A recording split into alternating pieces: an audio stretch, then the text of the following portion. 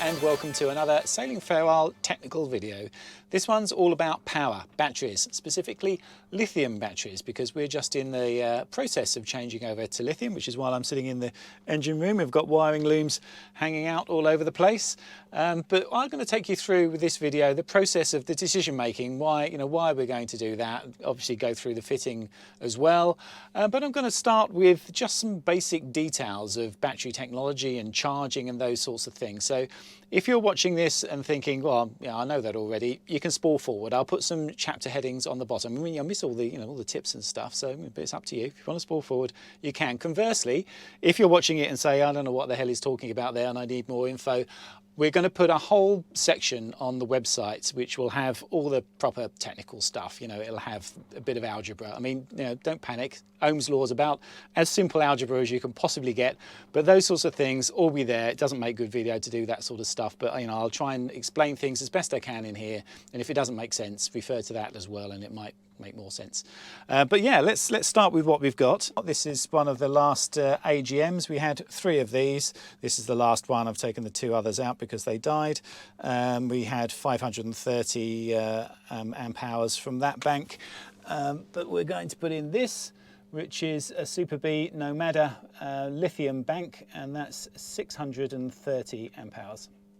So first of all, let's have a little look at battery choices. I'll go into more detail on the website, but I mean, basically up until now, 99% of the time, it's going to be one of these. These are the old-fashioned wet cell batteries. They take a bit of maintenance. You need to top them up every now and again with distilled water. Just keep an eye on them.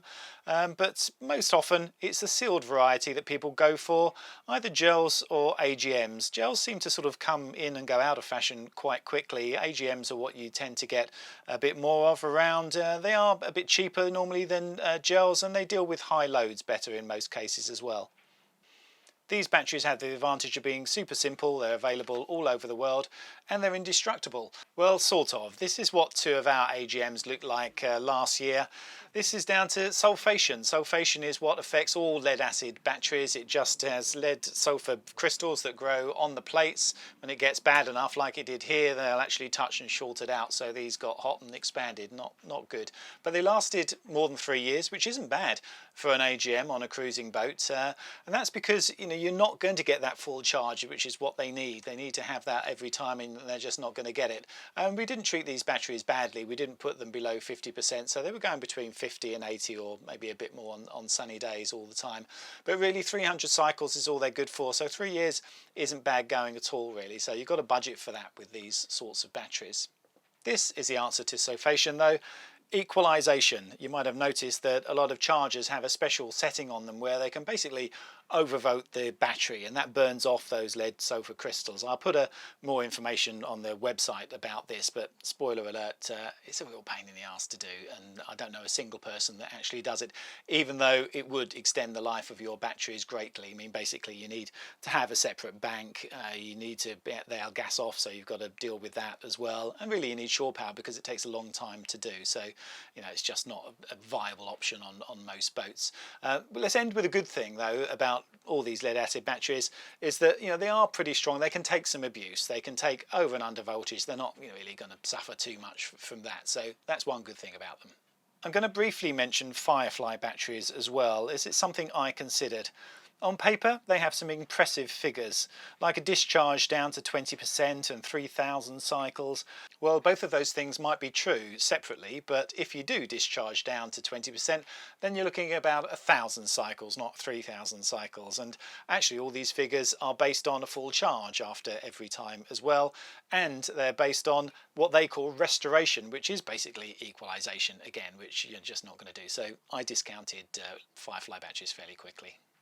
So I moved on then to looking at lithium batteries, and I must admit I had initial trepidation about lithium, probably been looking at too much Facebook, but when I actually looked into the technical details properly, there really isn't a problem there. Let's be clear, what we're talking about here on a boat is LiFePO4, so lithium iron phosphate batteries. They're very stable, no more dangerous than a lead acid battery. The sort of bad press that you had at the start was, really from cars. They need a very different type of technology which needs to be charged very very, very quickly. The same as, you know, electrical devices of different sorts, that they want to be able to charge them quickly, and you have problems with some of them being just too volatile. But they seem to get on top of that with a good battery management system. Cars don't seem to have that problem anymore. So now the sort of system you'll put in a boat will have both things. It'll have a really good battery management system to protect the batteries and keep them in a good state. And actually, if something did go catastrophically wrong, then inherently not an unstable, a bad thing to have anyway. They're not going to catch light, so that's really good thing. And the other thing about lithium is sort of one of the down points, because on paper everything is good about these. Fantastic energy density. You can run them all the way down to zero in some cases. I mean, really 10-20% is where you want to go, and they charge really, really quickly. So on paper they're brilliant. So what's the downside? Well, a lot of people might say downside is if you're cruising around the world, you end up somewhere where they're not available, it's not there. Well, take a look at this. This is something that I saw in a TED talk recently I thought was interesting. It's all about how things change quickly if people demand it. It's a picture of Fifth Avenue on Easter Sunday in the year 1900. And what they said was, well, can you spot the car in here? All horse and cart, that's how it was then. But there's one car just hidden over here. Then you've got another picture 13 years later. So with this one, spot the horse. Yes, in 13 years, the whole thing has changed completely, from horses to cars. There is one horse, you can just about see him, look, just over here. And that's amazing, that's 13 years. It's just changed to have that massive change. And at the moment, we've got governments around the world saying, well, you've got to cut out internal combustion engines, cars have got to have them. So China's going completely mad making these batteries, and the whole world is basically going to be run on lithium-ion batteries pretty soon. So I think it's a technology that's going to spread everywhere, and I really aren't worried about having this sort of technology on a boat. It does pay though to know a little bit yourself about how the system works, because everywhere you go, you might not find someone, a mechanic, that really sort of knows his way around these things. The same with everything else, really. So it pays to know a little bit about your own system. Now I'm going to show you a wiring diagram in a second. Don't run away, it's not that complicated. But I want to just show you what some of the components are first of all, so you can picture it. I've got two of these. These are DC to DC chargers to get the right charging profiles. Obviously the batteries themselves. There's what Super B call a bib box here, battery interface box. These batteries have got BMSs in them all, so that's there to balance the cells out themselves and to do other sort of intricate things with the battery. The bib box is sort of in overall charge of that, and that feeds up to a unit up here, which will give me a display of what's happening with everything, and you can sort of control it from there. Obviously you need a cut off here. We've got fuse in here, different fuse boxes. This will be the main fuse for these, which is a mega fuse in there. There's existing fuse boxes up there. That's all got to change a little bit. This is the shunt just here. And if I come around into the engine room here, you'll see, I mean, the problem that you've got with the charging profiles is because you have a starting battery which isn't lithium. Lithium isn't really good as that sort of traction battery. So starter battery is in here, and that wants the lead acid type profile. And what you'll also see on the diagram of these three, we don't have the sort of 1, 2, both type thing. This is done with separate switches. So I'm just keeping the same sort of system as we had before. It needs a little bit of rewiring, which is why it's sort of hanging out. But yeah, that's what you'll see on the diagram. So when I talk about charging profiles, I'm talking about what the regulator on the alternator and your chargers is going to give to the batteries, and it's different from lead acid batteries to lithium batteries. It's just different voltages. Normally they're normally all on a 3-stage, so that's a bulk section, which is normally constant current, where it's taking as much current as you can throw at it, basically, until the internal resistance of the battery goes up to a point which is quite early with a lead acid battery, and it then locks it into a constant voltage section, which is the absorption section, and then it goes into float. Now, depending on the batteries, they need different voltages for those. So you want to try and match your chargers to the voltage that your battery needs to make it last longer. And as I say, that's different from lead acid to lithium. So you need to have chargers set for the right profile, and you need to separate your batteries in the way they're charged. So that's what we're trying to show you here in the wiring diagram, how I've managed to do it with our system. So I've coloured the lithium here red and the lead acid yellow. So the main charging for the boat, the two MPPTs and the alternator, go straight into the lithium and need a lithium charging profile. The old shore charger I have doesn't have a lithium setting, so I've used an Orion DC to DC charger to convert to the correct profile. So all these charging sources on the lithium profile go into the one bus here in the middle, and that's connected to the lithium battery. The AGM starter battery receives none of this charge directly, but there is a second Orion DC to DC charger that connects to it. So that's just converting any charge that's in the system to a profile that's better for lead acid. Our shore charger also has a second trickle charge output, and of course that's lead acid, so that can just go straight to it. So when we're on shore charge, it will get that charge. It'll only be a small one, but it's fine. If we're at dock, we're going to be there for some time, so it'll have time to charge, and we've still got the solar, of course. This isn't ideal for the AGM starter battery because AGMs like quite a good strong current from time to time to help with that sulfation problem we were talking about earlier. And the most this one's ever going to get is 30 amps, which is the most that the Orion DC to DC charger can put out on a trickle charge from shore power. So it's not ideal, but really it's not a great problem because it's not cycling much, this battery. It's only used as a starter battery, so it's still going to last a very long time, and they're a cheap thing to buy anyway. It was a compromise we had to make. So in normal operation, the starter battery's only job is the starter motor. But what if it dies? Well, in the configuration we have, closing switch 2 and opening 3 will route the lithium through to the starter motor. You wouldn't want to use lithium as a starter battery, but it's capable of doing it, so it's fine in an emergency. And if something happens that means the battery interface box cuts off the lithium bank, well, we can close 2 and open 1, which will let the starter battery send current to the distribution board and keep things running on the boat. Obviously it's quite a small battery, but it'll still be receiving charge from solar via the Orion box. It'll be on the wrong profile, but that's not going to matter too much. I mean, if you're in the middle of an ocean, then you might be able to just reprogram it to be on the right profile, but it's certainly going to be enough to get you back to shore and get things working. One of the other things you might have noticed on the wiring diagram is this. It's a Sterling alternator protector that's there, so in case there's any big spikes onto the alternator, which is something that can happen with any system where you've got a battery interface box, a BMS of some sort that you can cut it off. You can't cut the charge off from an alternator like that. It really doesn't like it. It just burns out the field coils. But actually with our system, even if these were cut off, the Bauma alternator is still seeing the starter battery, so it shouldn't have a problem. But it's belt and braces, they're quite cheap, so I've put one of these little Sterling alternator protectors on there as well, so any big spikes should be protected from. While we're here as well, let's just have a look at the installation of this. The DC to DC controllers, one of the reasons I'm not doing what people normally do, which is to charge the lithium via the starter battery. They just basically charge as normal the starter battery and then use these devices to charge the lithium. The problem with them is just that they're not very efficient. I mean, it's why they've got all these heat sinks on the back. You see, I've mounted them on this sort of fiberglass arrangement here, so that's got even more cooling behind it. You want to keep these as cool as possible. I have got the problem that obviously it's in the engine room, which isn't ideal. It would be better not to be in the engine room. That was just that's the only place I've got to put them, so that's where they are.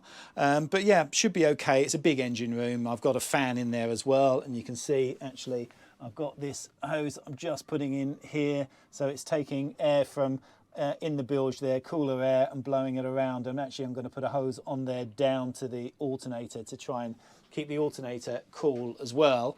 We'll go through actually program the alternator because I want to derate that a little bit. One of the problems with lithium is that you can easily burn out alternators because they just suck up all that power, and your alternator will just overheat. But this one, the Bauma with the MC614 regulator, is very controllable, so I can derate it. It'll have a temperature sender as well, so if it gets too hot, it'll start powering down as well. So all those things should be protected. So yeah, I've got to finish off the wiring here. Have a look, actually, I did with these. They have ferrules. I use ferrules for the cables that go in the bottom of them, just so it just doesn't have a bare wire going in there. It's much better. I covered that in episode 60, so have a look at that if you're interested in the actual wiring of that. But yeah, I need to get the lugs put on the big wires, and then I can actually get this thing all connected up. So how do you go about cable sizing? Well, there are lots of calculators online that make it easy. Basically, you put in the length of the wire and the current that it needs to carry, and it'll tell you the wire size needed. There are common pitfalls though. Take this example.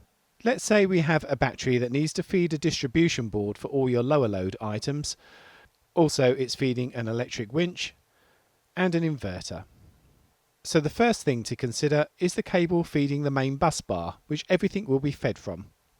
Obviously, this wire has to be capable of carrying all the power that these items needed if they're all used at once.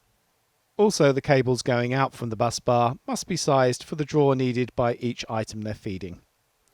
Let's say in this case it's 40 amps for the distribution board, 35 amps for the electric winch, and 125 amps for the inverter. So if they were all used at once, they would be drawing 200 amps from the battery. So this is the current that the cable from the battery to the bus bar must be able to supply. So you have the current, now you need to find the total cable length and remember to include the return to the negative side. Put those figures in the calculator and you'll get your cable size. But now let's say in this example we decide we just can't get by without using the hairdryer while we're microwaving our dinner. So off you go to get an inverter twice the size. This one's 3 kilowatt.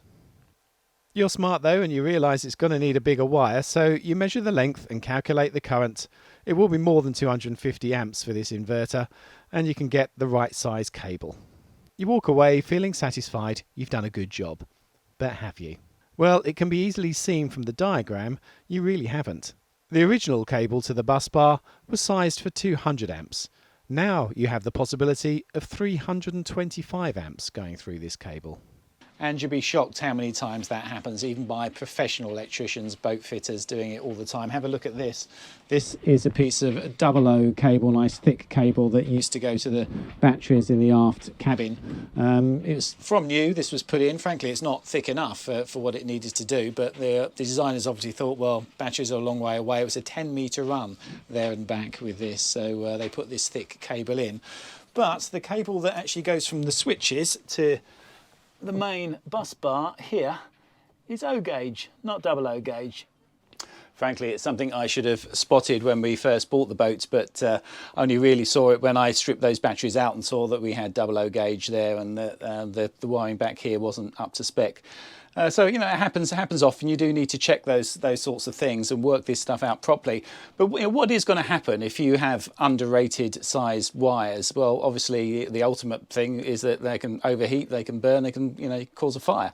But frankly, I mean, something like this, you'd need a hell of a lot of current down there to do anything like that. And if you fuse this properly, I mean, you know, you should fuse obviously for the wire, not for the appliance. The fuse will blow anyway. But what will happen for certain with something like that is that it will upset all of your voltage regulators on the boat, because there will be a voltage drop between the voltage regulator and the battery, and the voltage regulator is pretty dumb. Even the ones that they call smart, they're not really, even if they've got a sensing wire. And that's the only way really round, is to have a sensing wire and really a shunt to know exactly what's going on with the battery. And I don't mean the normal shunt that you'll have for the metering here. They need your own one to know exactly what's going on with the battery so that they can charge it properly. Otherwise, they're just relying on what voltage the battery is at, and that's a difficult enough job on a cruising boat because there's a draw on the battery most of the time when you're using it.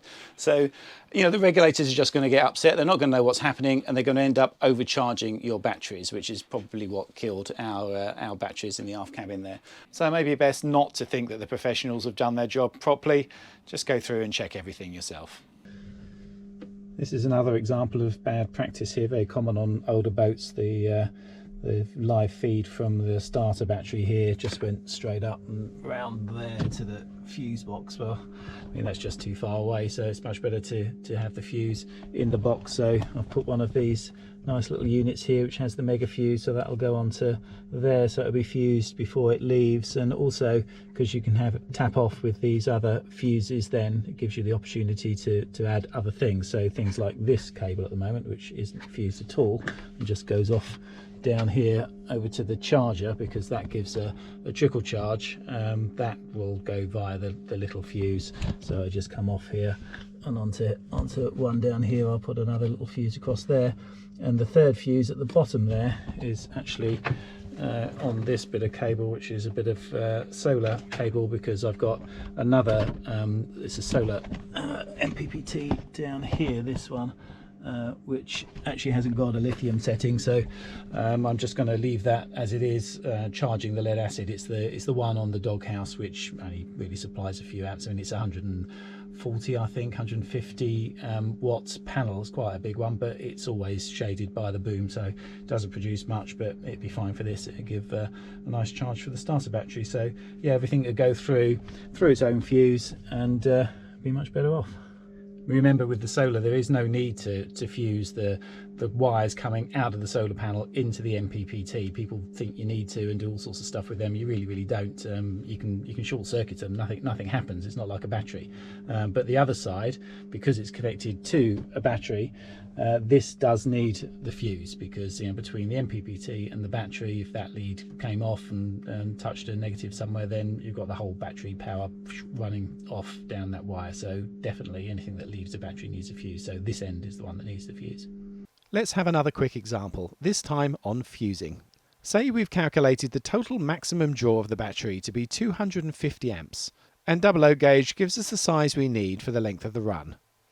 Well, 00 gauge can easily take 300 amps, so we could protect it with a 300 amp fuse. Remember, you are protecting the cable, and there's no need to go smaller with the fuse. In fact, smaller fuses have more resistance in use, so it's bad practice. Now we're going to feed a starter motor. The wire comes out as O gauge on the calculator, and we have a 200 amp fuse to protect it.